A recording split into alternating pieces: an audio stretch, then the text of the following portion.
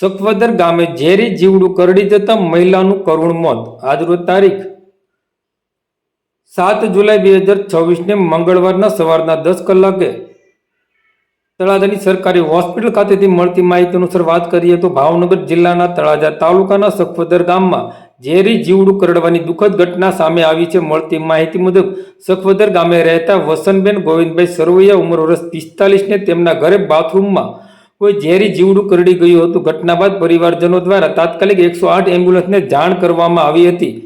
108 એમ્બ્યુલન્સના pilot Nagjibhai અને ઈએમટીની team ઘટના સ્થળે પહોંચી હતી. ત્યારબાદ વસંતબેનને 108 એમ્બ્યુલન્સ મારફતે તળાજાની સરકારી હોસ્પિટલમાં સારવાર માટે ખસેડવામાં આવ્યા હતા. જોકે હોસ્પિટલમાં ફરજ બજાવતા તબીબે તપાસ કર્યા બાદ તેમને મૃત જાહેર કર્યા હતા. ઘટનાના પગલે પરિવારજનોમાં શોકનો માહોલ છવાઈ ગયો છે.